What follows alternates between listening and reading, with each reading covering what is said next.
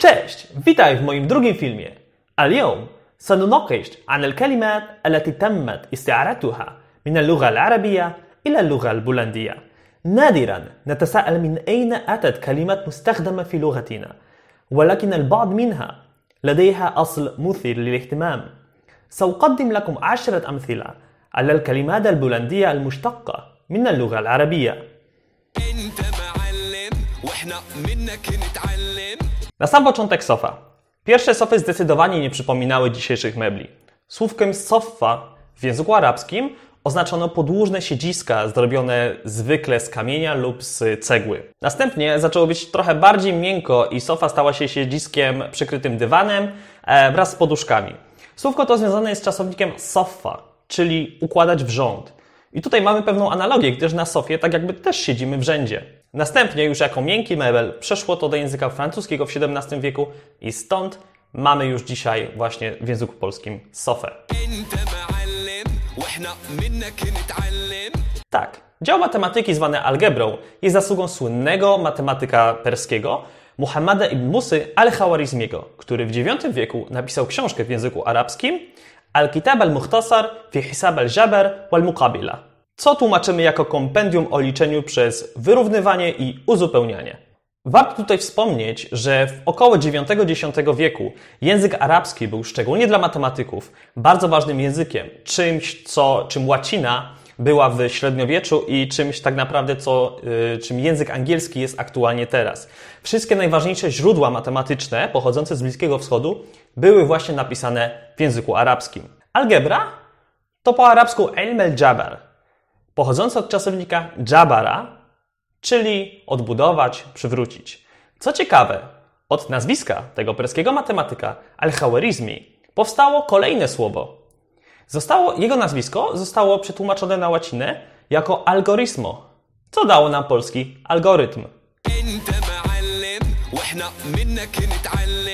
Tak, to dzięki językowi arabskiemu możemy komuś życzyć smacznej kawusi i miłego dzionka. Kawa to po arabsku kahwa i najprawdopodobniej pochodzi od czasownika kahia, oznaczającego tyle co nie mieć apetytu, gdyż twierdzono, że dzięki temu napojowi tracimy chęć podjadania. Co ciekawe, mówiąc ten napój, etymologia arabska wskazuje nam słówko al-khamr. I co tutaj jest dziwnego? W języku arabskim słowo al-khamr znaczy napój alkoholowy, coś jak angielskie beverage. Możemy więc przypuszczać, że pierwsze kawy były z prądem. Następnie wyraz ten zapożyczyli Turcy, kahwę, i stąd przyszedł do nas do Europy. Tak, dziś kebab kojarzy głównie nam się z Turcją, jednak pochodzenie jego słowa nie jest do końca takie proste. Etymologia prowadzi nas do języka aramejskiego i do czasownika kebaba, czyli piec. A w języku arabskim przeszło to do słowa kebab. Oznaczało to konkretnie mięso opalane na ruszcie, które się obracało. Następnie wyraz ten zapożyczyli Turcy i z Turcji przeszedł on do krajów europejskich.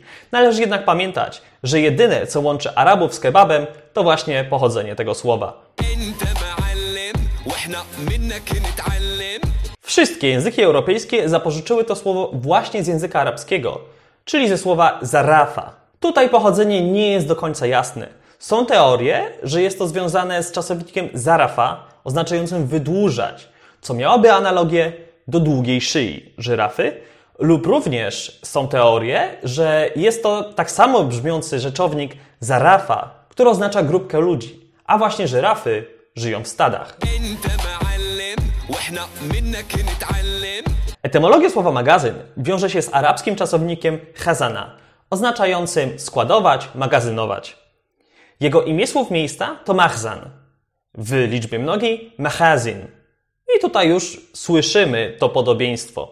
Na samym początku oznaczało to miejsca, w których arabscy kupcy składowali swoje towary przed wyjściem z nimi na targ. Co ciekawe, słowo to ewoluowało w papierowy magazyn tylko i wyłącznie w językach europejskich, gdyż w języku arabskim magazyn taki do czytania to majalla, czyli wyraz kompletnie niezwiązany z tym oryginalnym magazynem.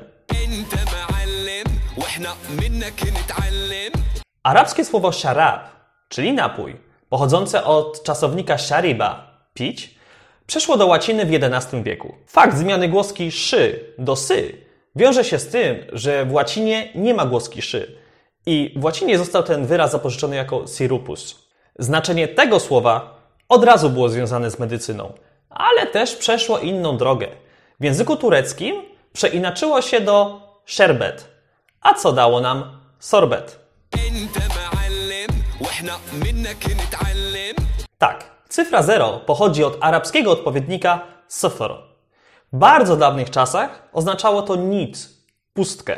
I tutaj ponownie wielka w tym zasługa matematyka Al-Khwarizmiego, gdyż to on postanowił nazwać tak wynik dający zerową wartość. Wraz z nadejściem arabskich liczb do Europy słowo to zostało zapożyczone i to dało nam właśnie 0. I tutaj jeszcze jedna bardzo ważna rzecz. Słówko szyfr również jest związane z tym samym rdzeniem safara. Słowo materac pochodzi od arabskiego rzeczownika matrah, oznaczającego coś rzucone na ziemię lub miejsce, gdzie coś zostało rzucone na ziemię.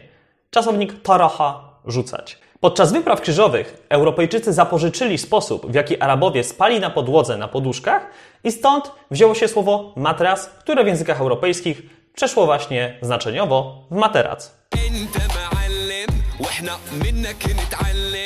Tak, to dziwne, ale to prawda.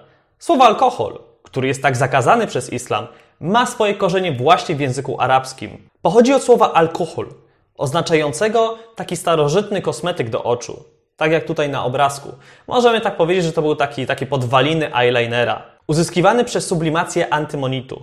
Czyli sublimacja, czyli przejście ze stanu stałego w stan gazowy.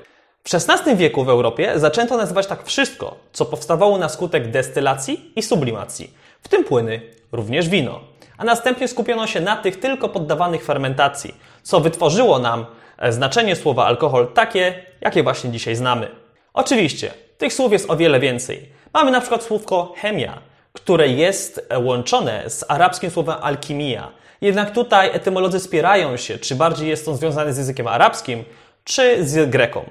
Mamy również szereg słów związanych z religią, czyli na przykład al-Qur'an, czyli Koran, które pochodzi od czasownika qara'a, czyli czytać. Skupiłem się jednak na tych, których pochodzenie na pierwszy rzut oka nie jest do końca jasne i może być zaskakujące, że właśnie to język arabski dał podwaliny do tych słów. Zapraszam serdecznie na moją stronę internetową, na której dowiecie się więcej o mnie i o moich usługach tłumaczeniowych i zachęcam do subskrypcji kanału. I do zobaczenia w następnym filmie. Ma's salama!